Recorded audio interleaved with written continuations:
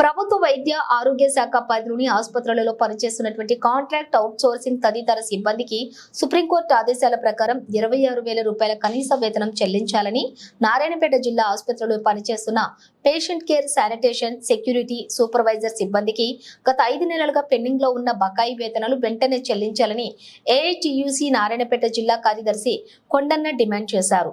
AITUC రాష్ట్ర సమితి ఇచ్చిన పిలుపులో భాగంగా జిల్లా ఆసుపత్రి ముందు ఏఐటియుసి ఆధ్వర్యంలో నిరసన వ్యక్తం చేశారు. సూపరింటెండెంట్ కి వేతనాల విషయమై వినతి పత్రం అందించారు.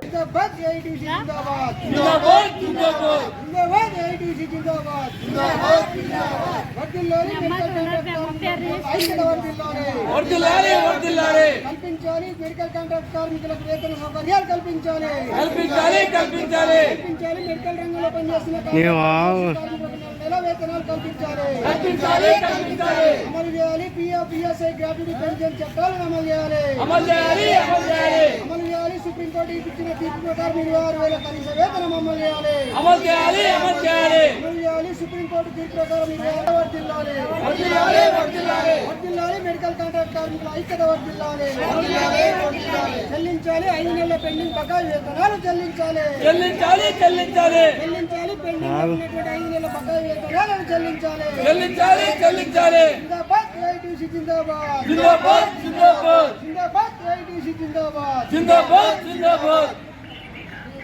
జిల్లా ఆసుపత్రి, జనరల్ ఆసుపత్రి ముందు మెడికల్ అవుట్సోర్సింగ్ కాంట్రాక్ట్ కార్మికులు, పేషెంట్ కేర్, సెక్యూరిటీ, శానిటేషన్ సిబ్బందికి సంబంధించినటువంటి 5 నెలల పెండింగ్ బకాయిలు ఇవ్వాలని చెప్పేసి రాష్ట్ర వ్యాప్త పిలుపులో భాగంగా 5 రోజుల పాటు నిరసన కార్యక్రమాలు చేయాలని పిలుపున్నది. ఆ పిలుపులో భాగంగా నిన్న స్టార్ట్ అయింది రాష్ట్ర వ్యాప్తంగా ధర్నాలు, ఆందోళన కార్యక్రమాలు. ఈరోజు రెండవ రోజు కార్యక్రమానికి నాయకత్వం వహిస్తున్నటువంటి మన యూనియన్ నాయకులు, మన హాస్పిటల్లో పనిచేస్తున్నటువంటి సిబ్బందికి, సీనియర్లకు, జూనియర్లకు అందరికీ కూడా పేరున ఏఐటియుసి నారాయణపేట జిల్లా సంస్థ తరఫున ధన్యవాదాలు, అభినందనలు తెలియజేస్తూ, ఈ ప్రభుత్వము, కాంట్రాక్టర్లు ఇవి అంతా కుమ్ముక్కయ్యే పద్ధతుల్లో ఉండేటటువంటి వాతావరణం ఉన్నది. అధికారులు కానీ, ప్రభుత్వాలు కానీ, కాంట్రాక్టర్లు కానీ కార్మికులకు సంబంధించి 24 గంటలు పని చేయించుకున్న తర్వాత వాళ్ళకి కడుపు కూడా ఉంటుంది, వాళ్ళ కుటుంబాలు కూడా ఉంటాయి, వాళ్ళకి అప్పులు ఉంటాయి, పప్పులు ఉంటాయి, తప్పులు ఉంటాయి. వాటిని కూడా పరిష్కారం చేయాల్సిన అవసరం ఉంటుంది. మేమేమో కాంట్రాక్టర్ల అదనపు బిల్లులకి వెళ్ళి ఇవ్వమనడం లేదు. మేము ప్రభుత్వాన్ని మేము అదనంగా ఇవ్వమనడం లేదు. మాకు ఏదైతే అగ్రిమెంట్ ఉందో, మాకు ఏదైతే ప్రభుత్వం ఇస్తామన్నదో కాంట్రాక్టర్లకు సంబంధించినటువంటి ఆ వేతనాలనే నెల ఇవ్వాలని చెప్పేసి మేము కొడతా ఉంటే పని చేపించుకుంటారు. అత్యంత ప్రమాదకరమైన పని.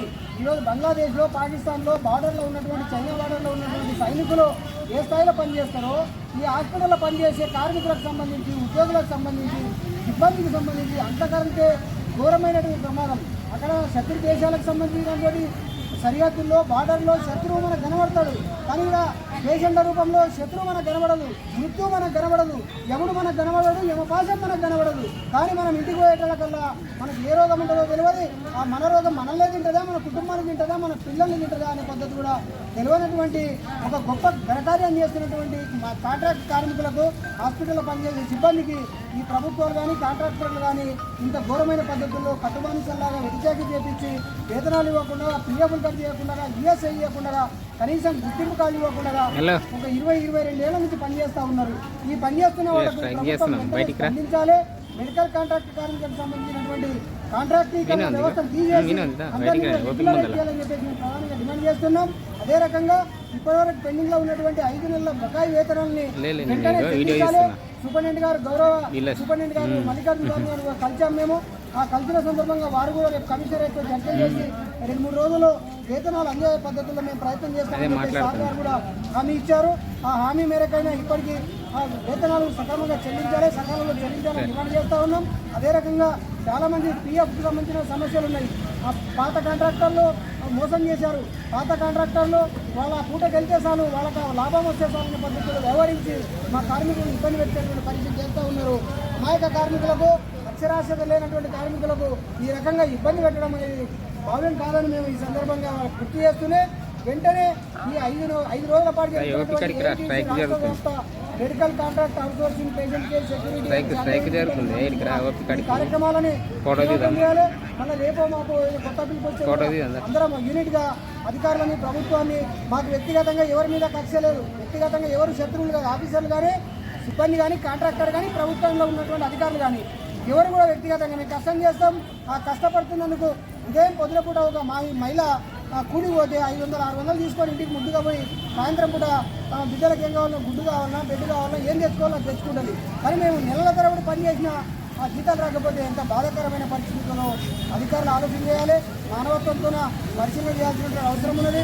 అట్లా చేసి వెంబడి 5 నెలల బకాయి వేతనాలు ఇవ్వాలని చెప్పేసి సూపరింటెండెంట్ గారి ద్వారా మన రాష్ట్ర ప్రభుత్వాన్ని కాంట్రాక్టర్ని డిమాండ్ చేస్తూనే అదే రకంగా పిఎఫ్ సమస్యలు కూడా పరిష్కరించాలి. ఈఎస్ఐకి సంబంధించిన కాళ్ళు కూడా ఇవ్వాల్సిన అవసరం ఉంటుంది. అదే రకంగా సుప్రీంకోర్టు ఈ కాలంలో ఈ భారతదేశంలో ఇప్పుడున్న పెరుగుతున్న ధరలకు అనుగుణంగా ఈ పెరిగిన వేతనాలకు అనుగుణంగా మనిషి బతకాలే, ఒక 5 మంది కుటుంబ సభ్యులు బతకాలంటే కనీసం 26,000 రూపాయల జీతం ఉండాలి మనకి. ఒక మనిషి నెల ఖర్చు 3 పూటలు కాదు, మరీ అది లగ్జరీ లైఫ్ కాదు. మనం ఏదో మంచి భోజనాలు చేసేటటువంటి పరిస్థితి అది. యావరేజ్గా మనిషి సగటు భారతీయుడు బతకాలనంటే 26,000 రూపాయలు కావాలని చెప్పేసి ప్రపంచ ఆరోగ్య సంస్థ, భారత ఆరోగ్య సంస్థ కలిసి లెక్కలేసి క్యాలిక్యులేషన్ చేసి సర్వే చేసి సుప్రీంకోర్టు ముందర పెట్టి ఆ సుప్రీంకోర్టు 26,000 రూపాయలు ఇవ్వాలని చెప్పి తీర్మానం చేసింది, ఆదేశాలు ఇచ్చింది. ఆదేశాల్ని ఈ ప్రభుత్వాలు ఏవి అమలు చేస్తలేవు. మనల్ని పాతకాలం ఆదిమకాలం బానిసలు లేక రాజీవుగా మనుషులు లేక చూసినటువంటి పరిస్థితులను వాటిని నివారించాలని చెప్పేసి మేము ఏఐటీసీగా డిమాండ్ చేస్తున్నాం. 26,000 రూపాయల కనీస వేతనం సాధించే వరకు మా ఏఐటీసీ పోరాటం ఆగదు, కార్మికుల పోరాటం ఆగదు. ఆ మేరకు కడుపుకు సంబంధించినటువంటి ఆకలి పోరాటం ఇది కొనసాగుతుందని చెప్పేసి తెలియజేస్తూ గౌరవ సూపరింటెండెంట్ గారు వెంటనే వేతనాలు ఇచ్చే విధంగా చర్యలు తీసుకోవాల్సిందిగా ఈ సందర్భంగా డిమాండ్ చేస్తూ నాకు ఈ అవకాశం ఇచ్చినటువంటి అందరికీ కూడా అన్నకి లక్ష్మీకి మహేశ్వరికి అనితకు కవితకు మిగతా అందరికీ కూడా ధన్యవాదాలు తెలియజేస్తూ ముగిస్తున్నాను.